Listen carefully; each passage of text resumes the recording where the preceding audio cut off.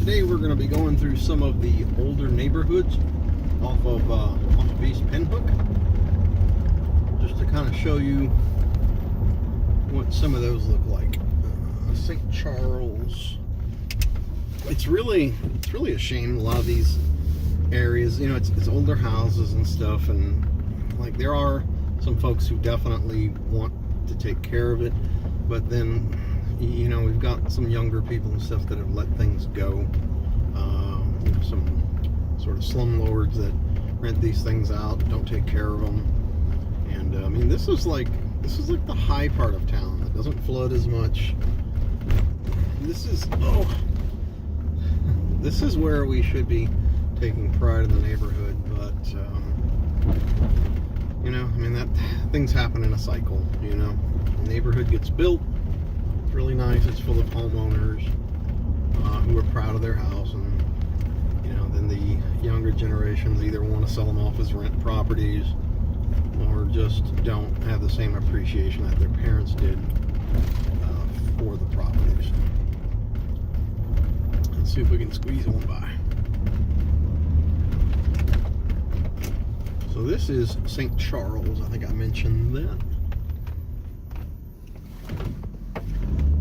I always find in this area I have to really watch the stop signs, because most of them are four-way stops, but not all of them are four-way stops. So if you're not careful, you will get your front end ripped clean off.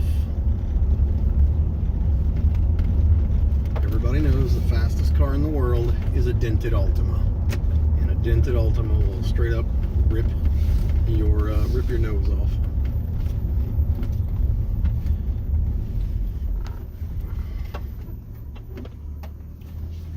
Come on, buddy, we don't have a conflict here. Right now we're going down Sterling, South Sterling.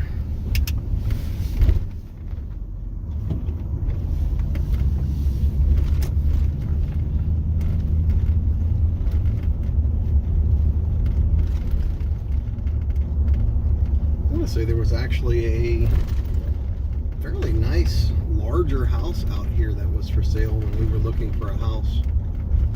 It was a good price. I really thought about it, but the problem was the previous owner had started some renovations but not finished it, so it was very rough inside. It was like half refinished, and I am not a carpenter, so I did not feel like messing with that. Though it would have been nice to live right here in town for a good price. In case you're not from here, for Louisiana, Lafayette home prices are pretty crazy. Like trying to find anything under $100,000 is virtually not going to happen. Finding anything remotely decent under $200,000 is very hard. And then you've got all these new developments going up, and all they're doing is building $300,000 McMansions that are poorly built, and they're like right on top of the neighbors. No, thank you. You couldn't pay me enough to take one of those houses. It's just a bunch of little boxes that all look the same, all have the same roof and foundation problems, and they want to charge $300,000 because they're technically large and they're in a supposed fancy neighborhood, although most of those are already rent houses. And even in those neighborhoods, I promise you, as soon as one is vacant for a while, it will have vagrants living in it. And the area is not immune just because that's a little I don't want to say gated community, but like a little one way in, one way out type of development. I'm sorry, I just think those things are super chintzy.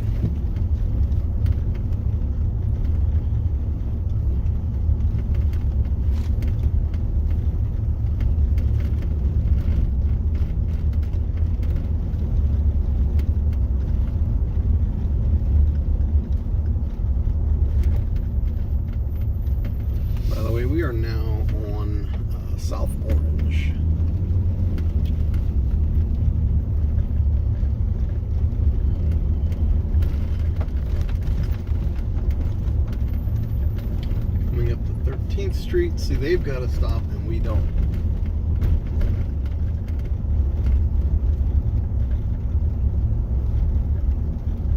Always amazes me how you'll see a lot of these properties are run down, but then all of a sudden you'll see one that's really well taken care of because it's some little old lady who's her and her husband worked for 30 years to afford it, and she likes to have her little garden and stuff. This is a little community house right here where they actually have meetings on improving the community, which I thought was pretty cool.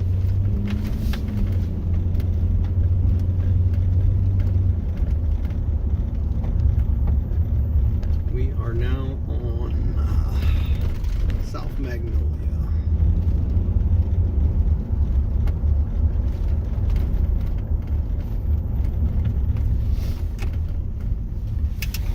Turn off to show you this old snow grocery here. I don't know how long it's been empty. Looks like at least several years though.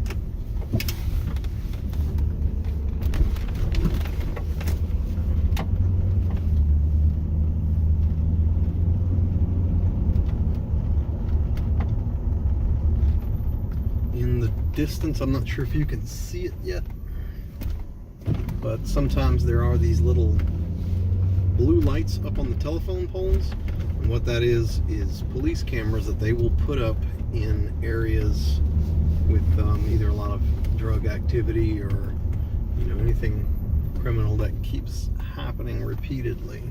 Sort of like a hotspot camera.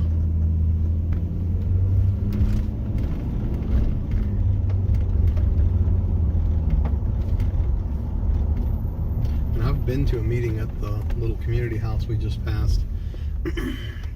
And even though the cameras are a little Orwellian, they actually had some folks in there asking for more of them because they're really tired of the drug activity and stuff that's going on. This little store right here, I think it's just a little convenience store. There's usually some fellas just kind of hanging out right here. Let me go down here. Sometimes there's an old guy that sits out here on a chair, just a chair, a foldy chair across from his house, drinking whiskey. But he's not out there today.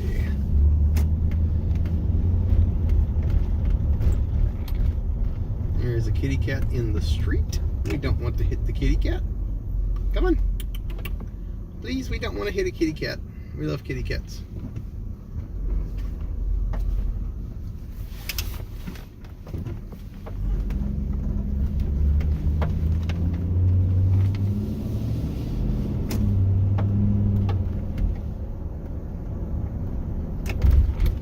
Oh, you go ahead, bud. People have a habit in Lafayette of pulling up to a stop sign in the middle of the road, so it's not like you can turn anyway. Oh, there's a couple fellas hanging out right there. I think it's somebody's backyard, though. Sometimes when that grass is cut, though, they'll hang out right there.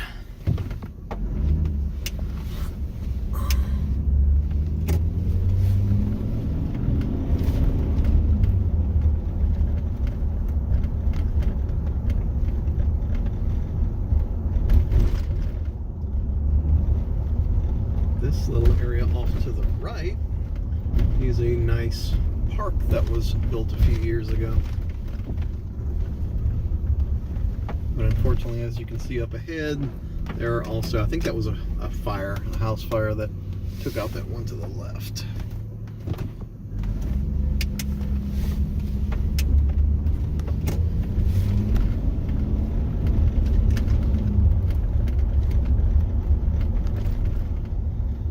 So again, we haven't had time in a while to do a real video where we get down and go walk around and stuff like that.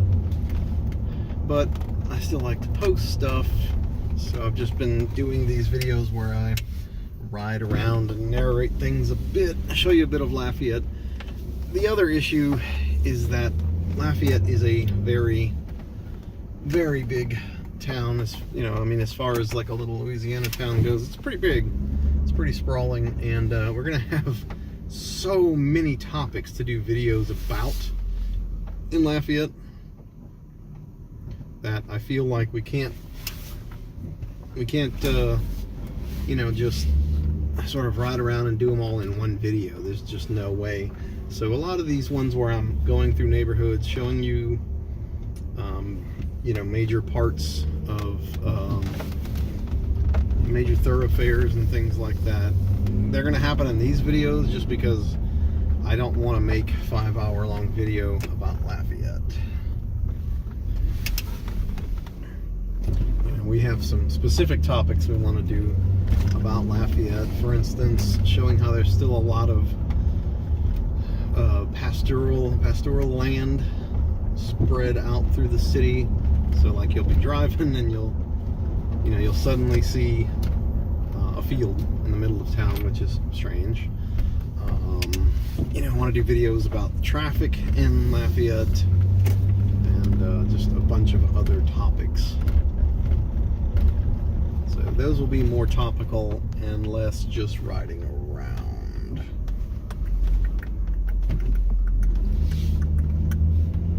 We are on Plum Street.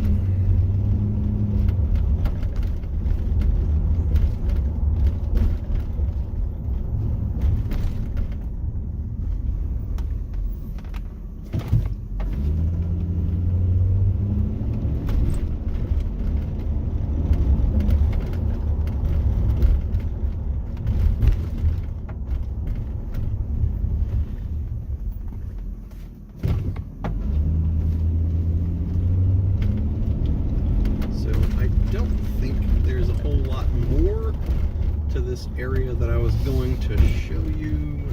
Let's see, I'm kind of looking around. So yeah, I think I'm going to go ahead and conclude the video there, but I really appreciate you guys watching. You know, I really do like to show different parts of town. I do like to show the you know, the historical things. I like to show the points of interest, but I also really like to show the actual town, you know.